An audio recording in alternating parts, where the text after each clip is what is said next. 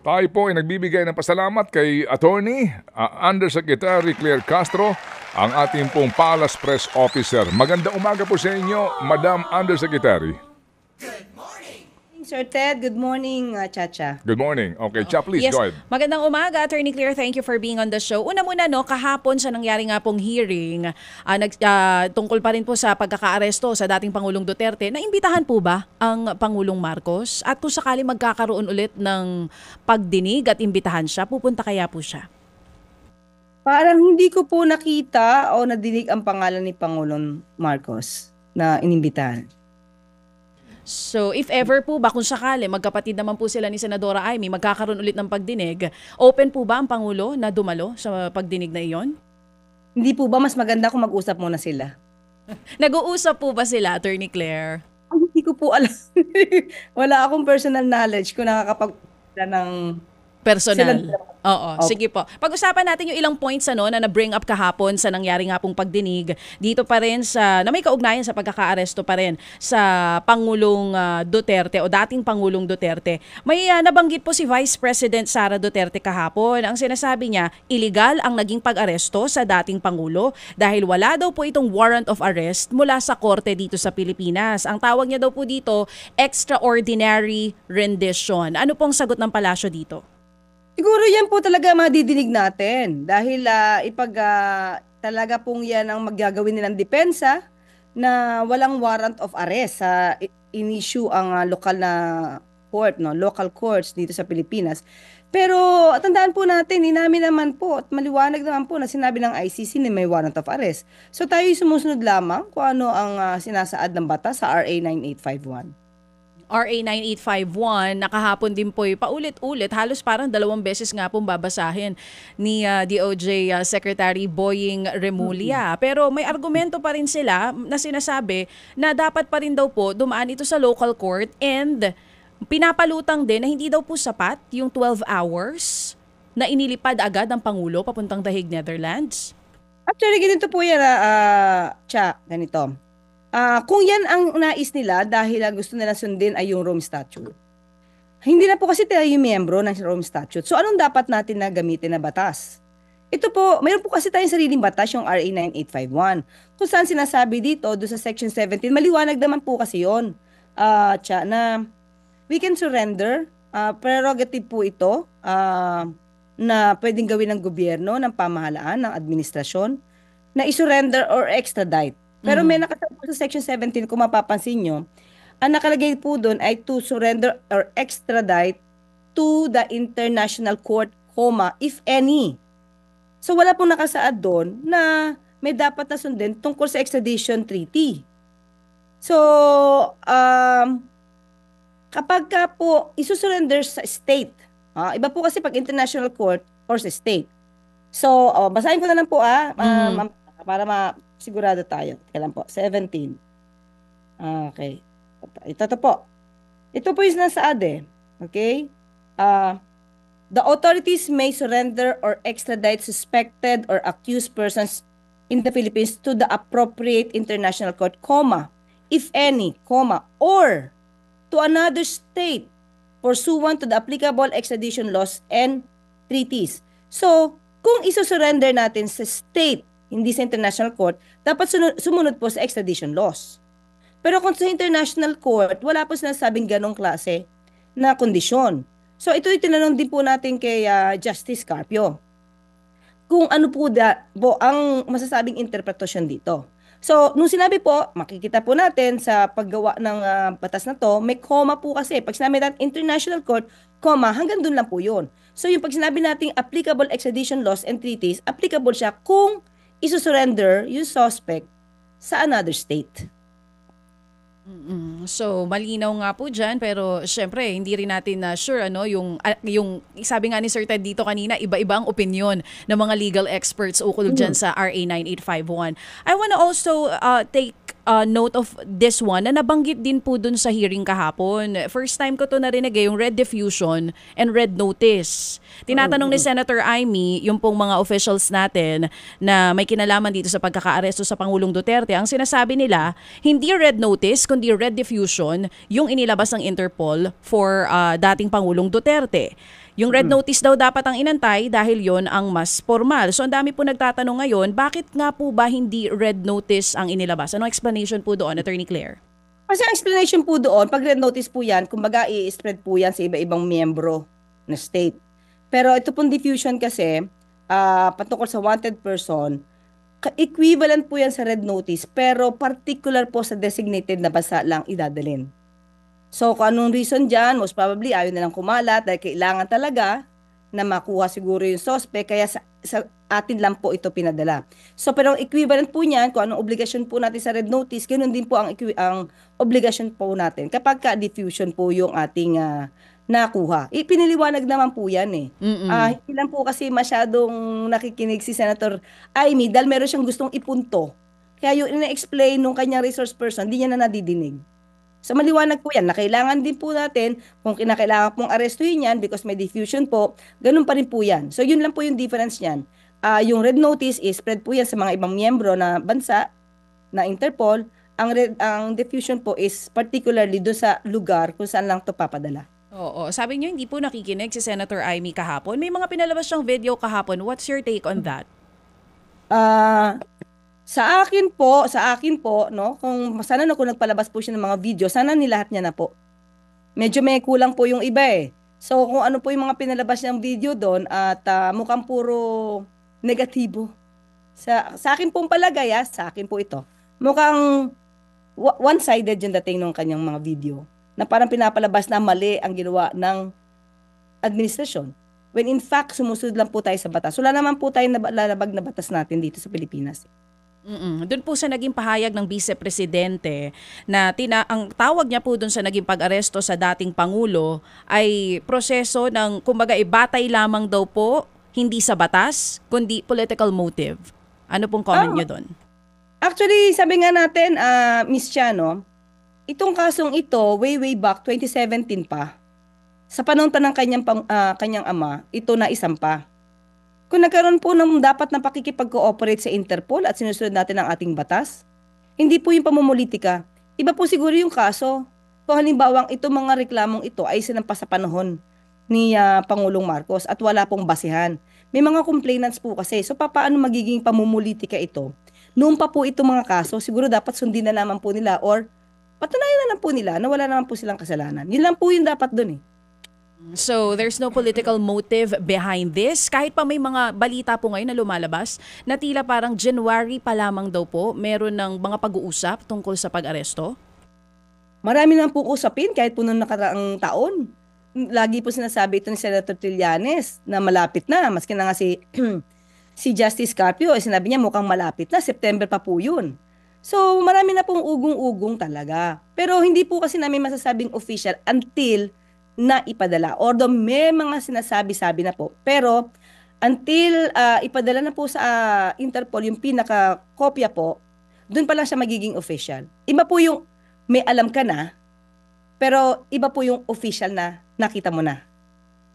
At your stand is also the same stand with the DOJ Secretary at maging po ni DILG Secretary Boying Remulla na nagkaroon ng due process on the arrest at wala pong usapang political dito.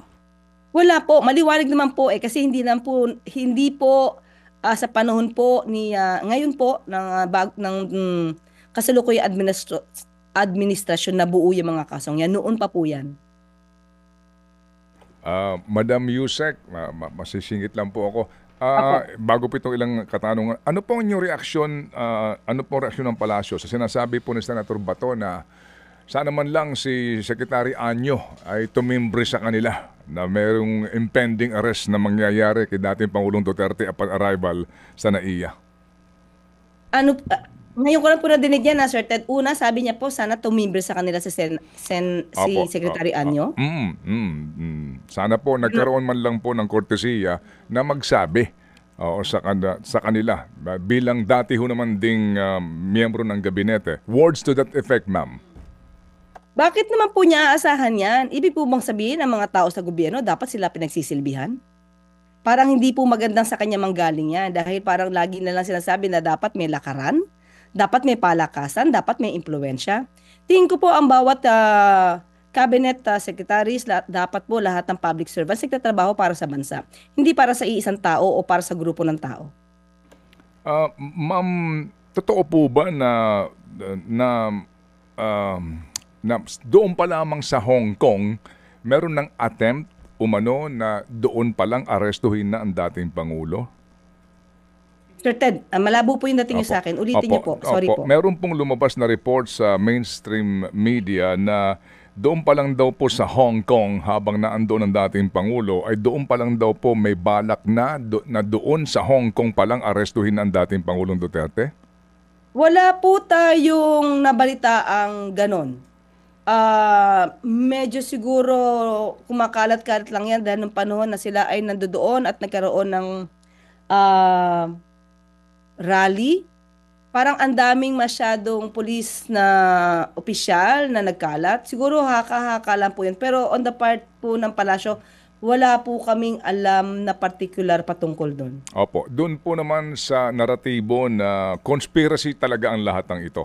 I mean, disimulado at planado ang ginawa para ho as in, parang meron talagang element of surprise na nangyari baga sa dating Pangulong Duterte. Kaya po, bagamat may mga ilang pong nangyaring paluan na mga salita na nabitawan, pero naging tila parang halos seamless, no? Yung pong nangyari po na pag-aresto hanggang doon sa pag-alis niya. Yung conspiracy theory, ma'am.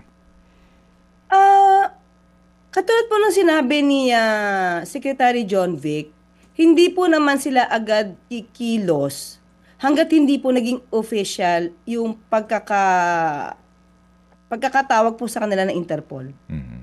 So, kung may conspiracy theory binubuo po dito, papasinungalingan po natin yan. Umaakto lamang po sila day by day kung ano lang po yung natanggap po nila. Mm-hmm. Mabilis lang po talaga sigurong kumilos dahil sabi nga natin, yung PNP po and the government will act whatever eventuality sa mangyayari po. Okay. Ganun lang po. Opo, sige po. Ma'am, sige. So, dito po ngayon sa mga pending na habeas corpus petition ng mga anak ng dating Pangulo, DOJ na po ang siyang sasagot, ang magsisilbing abogado ng pamahalaan. Nagkaroon ho ba ng usapan ang Pangulo at si Sol Jen Guevara sa isyong ito? Actually po, alam po namin na he will recuse himself. Pero hindi ko alam bakit po nagkaroon ng ibang anggulo yung balita. At nung nakaraang araw po ay nakausap natin ng Pangulo at wala po siyang intensyon na pag-resignin po si Sol Jen. Meaning, ma'am, kagaya nga po ng tanong ng iba, nagkaroon ba ng heads up si Sol Jen Guevara na meron siyang posisyon na hindi po, kumbaga, taliwas sa posisyon ng gobyerno dito po sa arrest na ito? Meaning yung kanyang pag-recuse na hawakan po ang kaso o to defend the administration, the government? Actually, sir, kung mapapansin niyo po yung kanyang manifestation, ang sinasabi lamang po niya ay wala pong jurisdiction ang ICC. Pero hindi po niya binatikos, hindi po niya kinontra kung ano man po yung naging aksyon ng administrasyon patungkol po sa pag-serve ng warrant of arrest at yung pakikipag-cooperate ng pamahalaan sa Interpol. Wala pong ganong sinabi. Okay, so wala sige po akong nakikita na kontra po siya sa ginawa ng administrasyon. Okay, sige po. Ma'am, bago po natin iwan itong isyong ito, nung hearing kahapon ni Senator Amy, ano po muna ang inyo pong masasabi sa sitwasyon ngayon natin na nag-hearing kahapon, ito pa rin po pinag-uusapan, may debate po sa legalidad ng pag-aresto at ngayon po nandun na sa The Hague ang dating presidente and bumubuo na po ng legal team. Bago natin iwan ito para meron po tayong kumbaga pansamantala lang ho na inyong salita, mga pananalita sa isyong ito. Actually, nagpapasalamat po kami na nagkaroon pa nga ng hearing. Dahil po mas napaliwanag po ng ating mga opisyal kung ano pa talagang pangyayari. Kasi kung marami pong mga fake news na naglalabasan, maraming ikinakabit, ipinapahid sa mga cabinet secretaries po natin na kumbaga sinasabing involved dito. Napaliwanag po nilang mabuti at sana po ay naintindihan to ng taong bayan sa hiling na yan. Kaya po minabuti po talaga namin na hindi pagbawalan yung mga at inimbita po na magsalita. Hindi po tayo gagaya sa ibang administrasyon na hindi pinapupunta ang kanilang mga officers para hindi matanong. Hindi po natin gagawin yan. Kaya maraming salamat din po sa nangyaring ito dahil mas napaliwanag po mabuti kung ano talaga yung nangyari. Okay. Ma'am, ano po ang reaksyon ng Presidente kung meron man dito po sa nangyari pong pagbabasura ng Court of Appeals ng Timor-Leste sa kahilingan po ng pamahalaang Pilipinas na ma-extradite ang dating kongresistang si Arnie Teves? Medyo nagulat po, pero syempre po, ibinato po itong issue na to sa DOJ po at nakausap po natin itong si Asek Miko po at medyo ikinagulat po nila kung ano yung naging decision po dahil 2 beses na nga po na nagkaroon ng desisyon ang Korte po ng Timor-Leste na pumapayag po sa extradition. Pero ito pong huli na nagkaroon ng apila because of technicalities na hindi naman po na-raise dati, pero parang na-raise na lang siya sa apila. Sa atin po kasi, sa batas po natin, sa rules po natin, kapag ka po ba yung mga issue ay hindi na-raise sa appeal, hindi na po siya acceptable. Pero iba po yata ang nangyari sa Timor-Leste dahil yung mga issues about technicalities na na-raise lang for the first time ay nabigyan pa po ng pansin dun sa apila. So ngayon po, katulad po nung ang mga issue po tungkol sa death penalty, wala naman po tayong death penalty, although nasa Constitution, pero suspended po ito. At yung tungkol sa mga parole at kung ilan yung length ng imprisonment. Naipaliwanag naman po daw ito ng DOJ sa hearing at medyo nabigla po sila sa naging decision pero mag-a-appeal lang po sila. Okay. So, yan po ang official ngayon. A-appeal sila dito po sa pagbasurang ito ng request natin. How soon will that be, ma'am? Again po, sorry sir. Opo. So ito pong pinakabago, mag-a-appeal sigurado ang Philippine government. Sa Court of Appeals pa rin ho ba ito? Kung sakasakali, meron bang mga motion for recon na mga ganun pong usapin doon sa bansang yon? Ang sabi po kasi ni Asik Miko, wala pa pong Supreme Court na masasabi kung saan i-file ang appeal ng gobyerno. Doon pa rin po sa Court of Appeals po ng Timor-Leste. Opo. Meron po kasing claim na ang isa sa mga dahilan kung bakit ito binasura ay dahil po sa bumaligtad yung mga testigo ng Estado, no? Recantation ng mga nangyari. Ito ba nakaabot na po sa inyo, ma'am? Hindi pa po nakarating sa akin kung may recantation ng mga witnesses. Ang nasabi lang po natin ay nagdesisyon daw po ang Court of Appeals ng Timor-Leste more on the technicalities daw po. Patungkol sa mga death penalty, parole, at saka yung length ng imprisonment. Ma'am, ano po ang masasabi ngayon ng palasyo sa mga sinasabing biktima nitong mga pangyayaring ito kung saan nga inaakusahan po no ng murder ang dating kongresista na ngayon po na umaasa sa pagbabalik po ng kongresista para po umusad na ang pending case laban sa kanya? Actually sir, hanggat hindi po talaga nababalik si Congressman Teves dito, wala pa mangyayaring pagdinig sa mga kaso na kinakaharap niya po dito sa Pilipinas. Opo. Ma'am, may mensahe ba ang palasyo sa mga sinasabing biktima? Sinasabi pong mga complainants dito sa ngayon kasi yung isang byuda nagpahayag na po ng pagkadismaya nga sa pangyayaring ito. Sa ngayon po, Sir Ted, wala pa po tayong napag-uusapan patungkol po dyan dahil kagabi lang po talaga ito lumabas at kaya po tinawagan agad po natin ang pamunuan po ng DOJ patungkol po dito. So mamaya po siguro kung kami magkakausap ng Pangulo at aalamin din po natin kung ano po yung kanyang reaction patungkol po dito, lalo-lalo na po sa mga biktima po. Opo. Salamat po, Madam Yusek. Ma'am, noong pong Miyerkules, naglabas po kayo ng pahayag na pinag-iisipan po ng gobyerno na magkaroon ng regulasyon sa social media post. Can you please elaborate, ma'am, please? At paano po ito? Opo. Actually po, si Sec J po ay marami na pong marami po silang binabalak, may mga plano na po. At yun din po ang nais po namin, magkaroon po ng regulatory body hangga't maaari po, katulad po nung sinabi natin, dahil ang radio, TV, movies, meron pong MTRCB na siya pong nag-regulate. Sana po sa social media ay magkaroon din po ng ganun. Opo. Ngayon pa lang po, pwede ba makakuha kami ng ideya, how can you regulate something that is not owned by the state, no? So on what particular matter po kaya ito papasok ang state regulation sa World Wide Web? Opo, sa internet, kumbaga, ano kaya, can you give us an example, ma'am, paano kaya ito? Ito na po, sample lang po to, sir, pero syempre opo, dapat opo. po mas masinsinang pag-aaral ang gagawin dito. Halimbawa po sa Facebook, nakausap na po ni Sec J ang Facebook at ang alam po natin ay makikipagtulungan po sila para po ma-filter. Fake news naman po yung pinag-usapan natin dito, Sir Ted. Hindi naman po yung mga opinion na, mga lehitimong opinion na hindi naman po nagbabago ng mga kwento. Ang kakailangan nila po natin dito, yung fake news, katulad po nung nangyari sa Supreme Court. Maliwanag. Mismo Supreme Court po, nagsasabi na may fake news. Sila yung nabiktima rin ng mga fake news. Yung mga ganun po, kung ma-identify po natin talaga agad-agad kung sinong gumawa nito, ay kailangan po talaga na mabigyan ito ng karapatang penalty o sanction. So, yun lang po kasi ngayon po parang lahat po ay pwedeng sabihin kung ano-ano, pati mura, mali-maling kwento, mali-maling facts na pinapakitang yun ang di umanong katotohanan, nakakalito po yan sa taong bayan .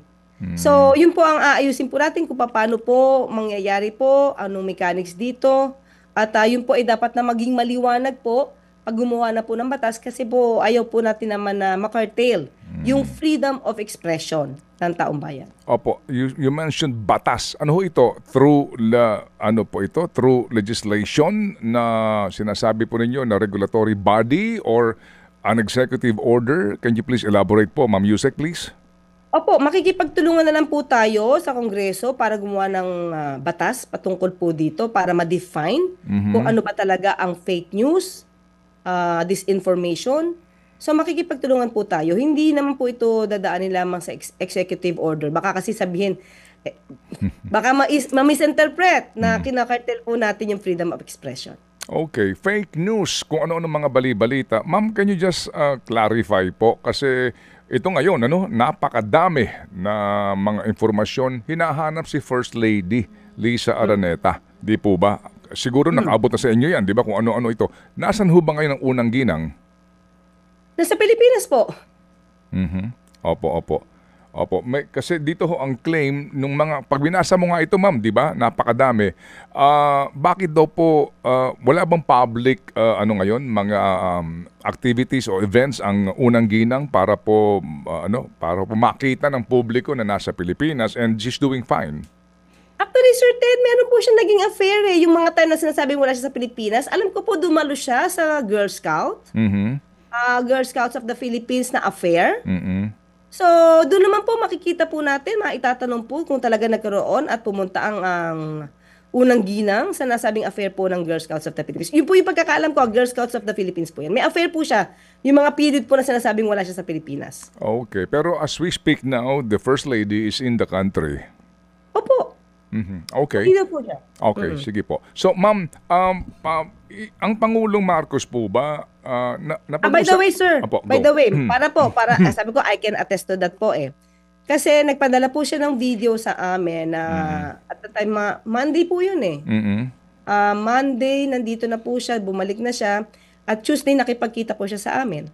Yun po. So, I can attest to that po. Okay, opo. Sige po, ma'am. So, dumating na po siya from the States, no? Opo. Umattend po siya ng isang affair patungkol po sa film. Okay. Sige po. So, ma'am, ano po ang napag-usapan niyo ba ito ng presidente? Yung napakaraming mga kung ano-anong mga balita. Naunawaan natin yung mga opinion kontra o pabor sa kanino man, pero yung pong dami ng mga toxic fake na mga post ngayon.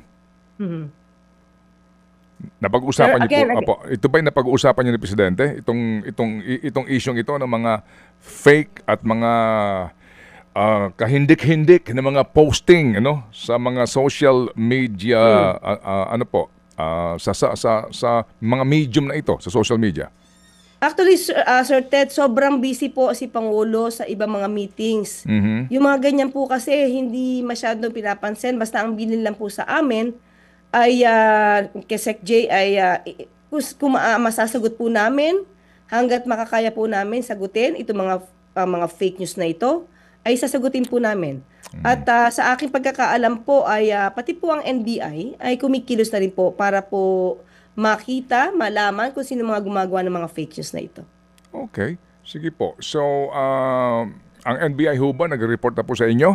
So far ho ba naman, kaya ba nilang tukuyin ito? And then, kung sakasakali ba, ano ba ang maaaring kaharapin po na kaso, kriminal man o nitong mga nagpapakalat ng fake news? Maaari po nilang kaharapin, of course, na isang criminal case na cyber libel at yung pagkakalat po ng mga fake news. So, tingnan po natin. Hindi naman po kasi natin agad-agad ito na masasampa ng kaso.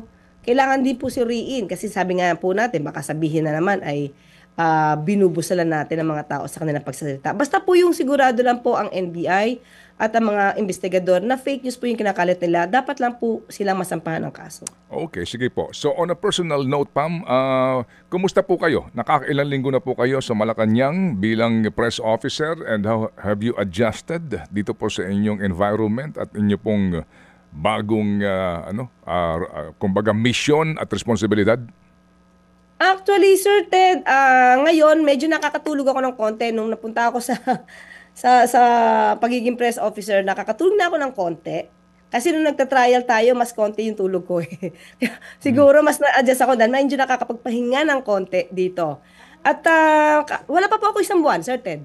Kaya nga po. 24 pa po. Sige. Opo. So, Okay. attorney, Sige. sa ibig sabihin, nakakatulog kayo na mahimbing, kumbaga nonchalant kayo, di kayo apektado nito ring mga ipinapakalat na fake news tungkol sa inyo? Uy, mukhang magandang obserbasyon yan ha. Yes, oo nga. No? Kasi nakakatulog ako ngayon. Hindi ko lang alam kung nakakatulog sila. Ayun lang. Last na lang po sa akin ha, Sige. bago, ito gusto ko lang marinig ang inyong reaksyon. Dito po sa nangyaring pagkakasuspinde nitong SMNI Facebook pages.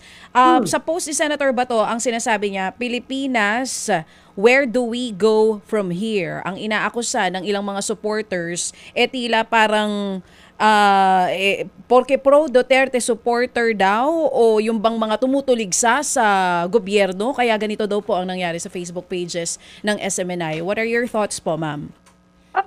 Tingin ko po, i-assess po talaga nila rin yung sarili nila kung marami po ba silang fake news. Yun lang po. Kasi kung fake news po yung pinalalabas nila, baka talaga po sila napasara na hindi na makapag-ere pa. Pero yun po, i-assess po nila. Kung wala naman po, pwede naman po siguro sila mag-apila para makalabas muli. Alright. Assess na po nila, wala naman problema po yun. Assess nila yung mga news na lumalabas sa kanila, kung may katotohanan ba o fake news. Okay, Attorney Claire, salamat na marami sa inyo pong panahon sa aming programa. We look forward po sa ganito pong talakayan para po naman sa panig po ng pamahalaan. Salamat na marami, Attorney. Salamat, Sir Ted and Cha. Thank you. Have a good day.